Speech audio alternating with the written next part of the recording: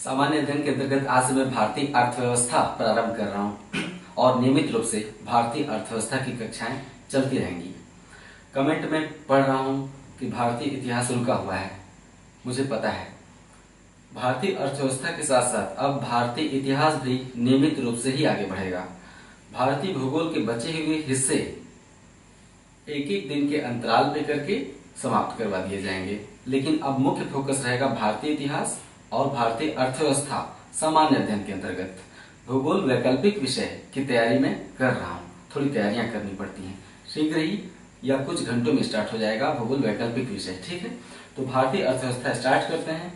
आप अपने लिए भारतीय अर्थव्यवस्था के लिए एक अलग से कॉपी बनाइए, एक अच्छी और मोटी कॉपी, ताकि एक ही कॉपी में सारा आ जाए, अधिक से अधिक आ जाए। कम पड़ेगा तो दूसरी कॉपी खरीद लीजिएगा।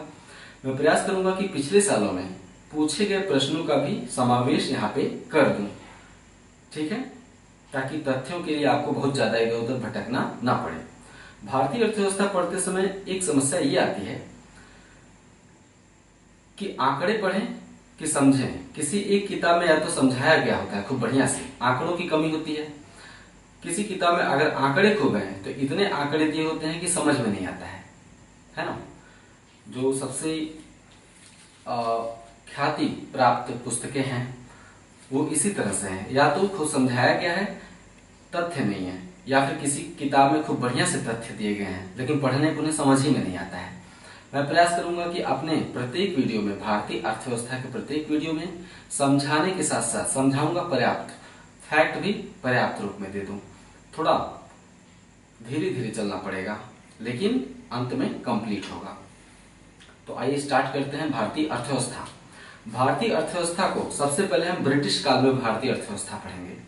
स्वतंत्रता के बाद भारतीय अर्थव्यवस्था इसके बाद पढ़ेंगे, है ना। पहले ब्रिटिश काल में भारतीय अर्थव्यवस्था यानी औपनिवेशिक काल में, है ना, कॉलोनियल एज में। इसके बाद हम स्वतंत्रता बाद पढ़ेंगे।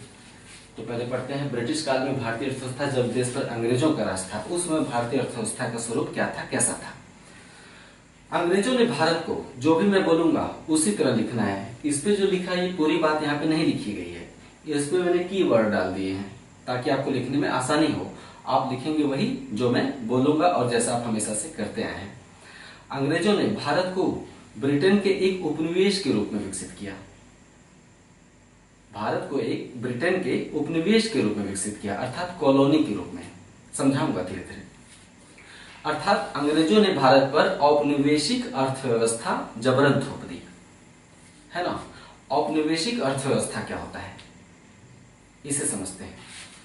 जब किसी देश की अर्थव्यवस्था किसी दूसरे देश द्वारा संचालित हो या शासित हो, जब किसी देश की अर्थव्यवस्था किसी दूसरे देश द्वारा अपने हित के लिए संचालित हो या शासित होने लगे तो उसे औपनिवेशिक अर्थव्यवस्था कहते हैं। यानी जो औपनिवेशिक देश होता है उसकी अर्थव्यवस्था का लाभ उसे नहीं मिलता है, औपनिवेशिक देश की अर्थव्यवस्था का लाभ कोई और देश ले रहा होता है ना। जब किसी देश की अर्थव्यवस्था किसी दूसरे देश द्वारा अपने हित में शासित होने लगे तो उसे औपनिवेशिक अर्थव्यवस्था कहते हैं। भारत कैसे बना औपनिवेशिक अर्थव्यवस्था, अंग्रेजों की क्या नीति थी, आगे ये जानेंगे। अंग्रेजों ने भारत को कच्चे माल के स्रोत के रूप में विकसित किया, ठीक है। अंग्रेजों ने भारत को कच्चे माल यानी कि एक ऐसा देश जिसमें उद्योगों को पनपने ही न दिया जाए, पुराने उद्योगों को नष्ट किया जाए और नए उद्योगों को बढ़ने न दिया जाए, तभी न कच्चे माल का स्रोत बना रहेगा। नहीं तो उद्योग विकसित हो जाएंगे तो वो देश कच्चे माल का स्रोत कैसे बना रहेगा। तो अंग्रेजों ने भारत को कच्चे माल का स्रोत बनाया और इंग्लैंड के कारखानों में निर्मित वस्तुओं के बाजार के रूप में विकसित किया। अंग्रेजों का बल दो बातों पर था, एक तो भारत केवल कच्चे माल का स्रोत बना रहे, दूसरे इंग्लैंड के कारखानों में जो वस्तुएं बनती हैं उन्हें भारत के बाजारों में बेचा जाए। ये दोनों बातें एक दूसरे की पूरक है। कच्चा माल क्या होता है, जैसे महाराष्ट्र गुजरात के क्षेत्र में कपास पैदा होता है। कपास क्या है, एक कच्चा माल है। कच्चे माल बहुत सारे हो सकते हैं, अनेक तरह के कच्चे माल हो सकते हैं, ठीक है। जैसे रबड़ का पौधा क्या है, एक कच्चा माल है। रबड़ के पौधे से जो लेटेक्स प्राप्त होता है वो कच्चा माल है। आप फैक्ट्री में ले जाके उससे रबड़ बनाएंगे, वो विनिर्मित माल है ना। तो कपास एक कच्चा माल है। अगर कपास से कारखाने में कपड़ा बना दिया जाए तो कपड़ा क्या है, एक विनिर्मित माल है। ठीक है।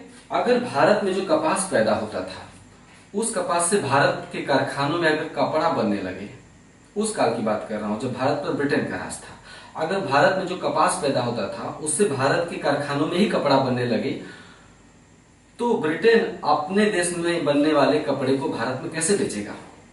क्योंकि भारत के कपड़े की आवश्यकता तो यहीं से पूरी हो जा रही है। कपास भी पैदा हुआ और कारखाने में, मुंबई के कारखाने में कपड़ा भी बन गया, तो ब्रिटेन अपने कारखाने में बने हुए कपड़े भारत को कैसे बेचेगा? नहीं बेच पाएगा ना। ब्रिटेन किसी देश को उपनिवेश बनाने का उद्देश्य क्या होता है? उस देश से अधिक आर्थिक लाभ लेना, चूसना उसको।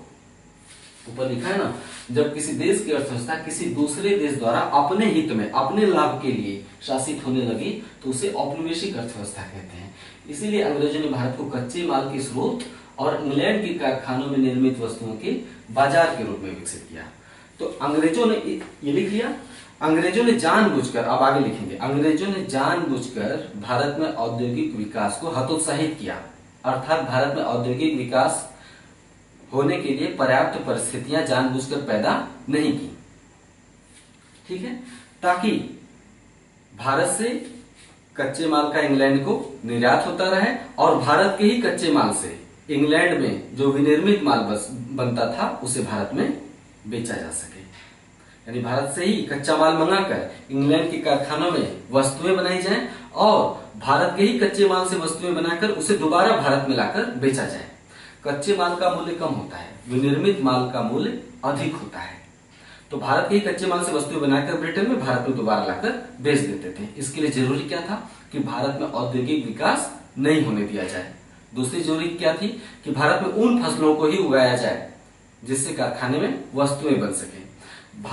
अंग्रेजों ने भारत में खाद्यान्नों को उगाने में कभी रुचि नहीं ली। अंग्रेजों ने क्या प्रयास किया? कपास उगाई जाए, रबड़ उगाई जाए, है ना, चाय उगाई जाए और नील उगाया जाए। नील से कारखाने में रंग बनाया जाता था, नील का पौधा होता था उस जमाने में। तो वाणिज्यिक फसलों को उगाते थे ताकि कच्चा माल प्राप्त हो और उस कच्चे माल से इंग्लैंड में वस्तुएं बनाकर भारत में बेचा जा सके। ये लाइन लिख लिया, आप समझ भी गए होंगे इसे, है ना। तो वास्तव में यही धन का बहिर्गमन था, यही से कच्चा माल ले जाकर इंग्लैंड में बनाना और लाकर दोबारा भारत में बेच देना। तो उसका लाभ भारत को कहां मिला? अगर भारत के कपास से भारतीय कारखानों में कपड़े बनते तो भारत को लाभ मिलता। कैसे? एक तो कारखानों में रोजगार पैदा होता है ना, लोगों को रोजगार मिलता। साथ ही भारत जब माल बनाता, अपना माल अपने ही देश में भारत बेचता, कपड़ा बनाकर भारत अपने देश में कपड़ा बनाकर अपने ही देश में बेचता, तो उससे भारत की अर्थव्यवस्था में चक्रियता आती है ना, अर्थव्यवस्था दौड़ती है इससे जब उत्पादन बढ़ता है तो। लेकिन भारत के उद्योगों को हतोत्साहित किया गया, सिर्फ कच्चा माल ले जाया गया और बना बनाया माल यहाँ पे बेचा गया, तो मुद्रा कहाँ चला गया? बेचने के बाद मुद्रा किसको मिला? भारत को मिला नहीं, मुद्रा कहाँ चला गया? इंग्लैंड चला गया। तो यही वास्तव में धन का बहिर्गमन है, धन का निष्कासन है, जिसे बाद में दादा भाई नौरोजी ने परिभाषित किया। क्या कहा? ड्रेन थ्योरी कहा था। धन का निष्कासन सिद्धांत, धन का बहिर्गमन सिद्धांत, इंग्लिश में ड्रेन थ्योरी। ठीक है। जॉन सुलिवन ने अंग्रेजों की ये जो औपनिवेशिक नीति है, अंग्रेजों की इस औपनिवेशिक नीति को जॉन सुलिवन, एक अंग्रेज था, एक अंग्रेज जॉन सुलिवन ने अंग्रेजों की इस औपनिवेशिक नीति को इन शब्दों में परिभाषित किया है। हमारी अर्थव्यवस्था, मतलब अंग्रेजों की अर्थव्यवस्था, एक ऐसे स्पंज के रूप में काम करती है जो गंगा किनारे से, अर्थात भारत से, गंगा किनारे मतलब भारत से, हमारी अर्थव्यवस्था एक ऐसे स्पंज के रूप में काम करती है जो गंगा किनारे से प्रत्येक अच्छी वस्तु को सोख लेती है और टेम्स नदी के किनारे जाकर उसे निचोड़ देती है। यानी यहां से लेती है और वहां दे देती है। कहां? टेम्स नदी कहां है? इंग्लैंड में। ठीक है, ये पूछा जाता है कि किसने ऐसा कहा है? जॉन सुलिवन ने कहा है। अंग्रेजों ने भारत को एक तरह से पूरक अर्थव्यवस्था के रूप में विकसित किया। अंग्रेजों ने कॉम्प्लीमेंट्री इकोनॉमी, पूरक अर्थव्यवस्था, मतलब स्वतंत्र विकास ना हो भारत का। भारतीय अर्थव्यवस्था किसके काम में आए? इंग्लैंड की अर्थव्यवस्था के लाभ के लिए काम में आए। तो अंग्रेजों ने भारत को पूरक अर्थव्यवस्था के रूप में विकसित किया, अर्थात भारतीय अर्थव्यवस्था इंग्लैंड के आर्थिक हितों के लिए लगा दी गई। यानी भारतीय अर्थव्यवस्था का इस्तेमाल इंग्लैंड के आर्थिक हितों या इंग्लैंड के फलने फूलने के लिए किया गया। ठीक है, इसे कहते हैं पूरक अर्थव्यवस्था।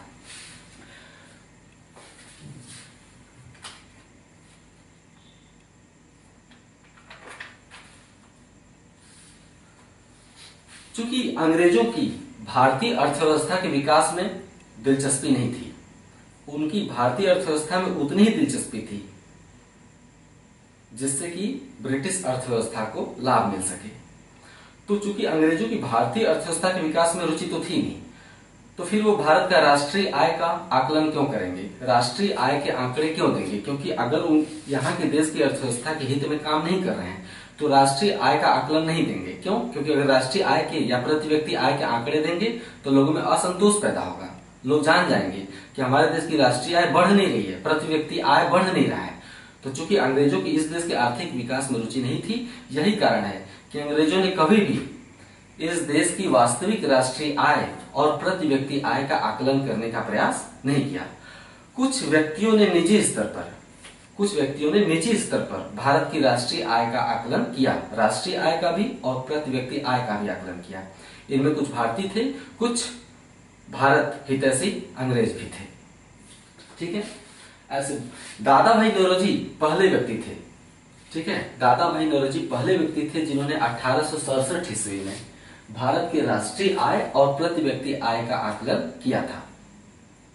ठीक है, कैसे किया था, कहां किया था? दादा भाई नौरोजी ने 1867 में एक पुस्तक लिखी थी। पुस्तक का नाम था poverty and un British rule in India. ठीक है, दादा भाई नौरोजी ने 1867 में लिखी गई अपनी पुस्तक poverty and un British rule in India में अंग्रेजों द्वारा भारत से किए जाने वाले धन के बहिर्गमन का सिद्धांत प्रस्तुत किया, ड्रेन थ्योरी प्रस्तुत किया, धन के निष्कासन का सिद्धांत प्रस्तुत किया, आर्थिक दोहन का सिद्धांत प्रस्तुत किया। इन नामों से जाना जाता है। दादा भाई नौरोजी ने इस पुस्तक में धन बहिर्गमन का सिद्धांत प्रस्तुत किया या धन के निष्कासन का सिद्धांत प्रस्तुत किया, है ना, भारत के आर्थिक दोहन का सिद्धांत प्रस्तुत किया या इंग्लिश में ड्रेन थ्योरी का प्रतिपादन किया 1867 में इस पुस्तक में। ठीक है, और इसी पुस्तक में poverty and un British rule in India में ही दादा भाई नौरोजी ने पहली बार भारत की राष्ट्रीय आय और प्रति व्यक्ति आय का आकलन किया था। ठीक है, दादा भाई नौरोजी ने अंग्रेजों द्वारा भारत से किए जाने वाले धन के बहिर्गमन को अनिष्टों का अनिष्ट कहा था। जब कोई अशुभ काम होने वाला होता है तो हम उसको ठेठ भाषा में कहते हैं अनिष्ट होने वाला है, कुछ बुरा होने वाला है, तो उसे दादा भाई नौरोजी ने अनिष्टों का अनिष्ट कहा था। उन्होंने ही सबसे पहले कहा कि अंग्रेज ही भारत को आर्थिक रूप से बर्बाद कर रहे हैं और जिससे भारत लगातार गरीबी की ओर चला जा रहा है, भारत में लगातार बेरोजगारी बढ़ रही है। वो जमाना ऐसा था कि भारतीय बहुत ज्यादा पढ़े लिखे नहीं थे। भारतीयों में जो पढ़े लिखे थे वो भी इंग्लैंड से ही पढ़कर लिख कर आते थे। आज की अर्थव्यवस्था के नियम और परिभाषाएं उन्हें नहीं पता थी, तो जो भारतीय थोड़े बहुत पढ़े लिखे थे वो इंग्लैंड से ही पढ़कर लिख कर आए थे, है ना। यही कारण है कि अंग्रेज कहते हैं कि हमने ही भारतीयों को सभ्य बनाया और इन्होंने हमारे खिलाफ ही विद्रोह कर दिया या हमारे के खिलाफ ही आंदोलन प्रारंभ कर दिया। इतिहास किताबों में ऐसा लिखा जाता है। तो दादा भाई नौरोजी ने धन के निष्कासन सिद्धांत को अनिष्टों का अनिष्ट कहा था। दादा भाई नौरोजी ने बताया था कि 1867-68 में भारत की प्रति व्यक्ति आय 20 रुपए प्रति वर्ष थी। 1867-68 में दादा भाई नौरोजी के अनुसार 1867-68 में भारत में एक व्यक्ति की आय औसतन या प्रति व्यक्ति आय 20 रुपए प्रति वर्ष थी। एक साल में एक व्यक्ति की आय 20 रुपए होती थी। दादा भाई नौरोजी के अलावा 3 और लोग थे, प्रमुख लोग, जिन्होंने भारत की राष्ट्रीय आय और प्रति व्यक्ति आय का आकलन किया था। इन तीनों लोगों का नाम आप देख लीजिए, William Digby, RC Dutt, Ranade, यानी 4 लोगों का नाम प्रमुख रूप से आपको जानना चाहिए जिन्होंने भारत की राष्ट्रीय आय का आकलन किया। सवाल पूछा जाता है, Dadabhai Naoroji, William Digby, RC Dutt और रानाडे। आरसी दत्त ने 1901 में लिखी अपनी पुस्तक इकोनॉमिक हिस्ट्री ऑफ इंडिया अर्थात भारत का आर्थिक इतिहास, इकोनॉमिक हिस्ट्री ऑफ इंडिया में ड्रेन थ्योरी और भारत की राष्ट्रीय आय पर चर्चा की थी। ठीक है, दादा भाई नौरोजी के बाद आरसी दत्त ने अपनी पुस्तक में पुनः धन के निष्कासन सिद्धांत, ड्रेन थ्योरी और भारत की राष्ट्रीय आय पर चर्चा की थी। एक ऐसा देश, एक ऐसी अर्थव्यवस्था जिसमें वास्तविक राष्ट्रीय आय और प्रति व्यक्ति आय, एक ऐसी अर्थव्यवस्था जिसमें वास्तविक राष्ट्रीय आय और प्रति व्यक्ति आय लगातार स्थिर बनी रहे, इसे हम क्या कहते हैं? गतिहीन विकास कहते हैं। आप इस समय पत्रिकाएं पढ़ते होंगे तो आप देखते होंगे कि प्रत्येक वर्ष भारत की राष्ट्रीय आय पिछले साल से बढ़ गई और प्रति व्यक्ति आय भी लगातार बढ़ रही है। क्यों? क्योंकि देश में उद्योगों में बढ़ोतरी हो रही है, रोजगार बढ़ रहे हैं, है ना। इसके चलते राष्ट्रीय आय प्रति व्यक्ति आय लगातार बढ़ता जाता है। लेकिन एक ऐसी अर्थव्यवस्था जिसमें राष्ट्रीय आय और प्रति व्यक्ति आय साल दर साल लगातार स्थिर बनी रहे, उसमें कोई बढ़ोतरी न हो, उसे हम कहते हैं गतिहीन विकास। ठीक है। ब्रिटिश काल में कृषि क्षेत्र की स्थिति, अब अलग अलग क्षेत्रों की स्थिति देखेंगे। ठीक है। ब्रिटिश काल में कृषि क्षेत्र की स्थिति, अंग्रेजों ने भारत में कृषि क्षेत्र में दो महत्वपूर्ण परिवर्तन किए। कृषि क्षेत्र में अंग्रेजों ने भारत में दो महत्वपूर्ण परिवर्तन किए। पहला, भू राजस्व व्यवस्था में परिवर्तन, अर्थात लगान व्यवस्था में परिवर्तन, और दूसरा कृषि का वाणिज्यीकरण, जो थोड़ी देर पहले बताया कि खाद्यान्न फसलों की जगह नकदी फसलें उगाने पर बल देना, इसे हम कहते हैं कृषि का वाणिज्यीकरण। तो दो परिवर्तन उन्होंने किए। इन दोनों परिवर्तनों के विषय में हम अगले वीडियो में पढ़ेंगे, है ना। इनको पढ़ने के लिए थोड़ा समय चाहिए, तो आप हेडिंग डाल के छोड़ दीजिए कि भारत में अंग्रेजों ने कृषि क्षेत्र में दो महत्वपूर्ण परिवर्तन किए, एक भू राजस्व व्यवस्था में परिवर्तन, दूसरा कृषि का वाणिज्यीकरण। इसे हम अगले वीडियो में पढ़ेंगे। कैसा लगा? चूंकि ये पहला वीडियो था, ऐसा तो आमतौर पर पूछता नहीं कि कैसा लगा, पहला वीडियो था, आप हमें प्रतिक्रिया देंगे, पढ़कर मुझे अच्छा लगेगा। ठीक है। भारतीय इतिहास डेली 1 या 2 वीडियो आगे बढ़ता रहेगा इसी तरह से। नमस्कार।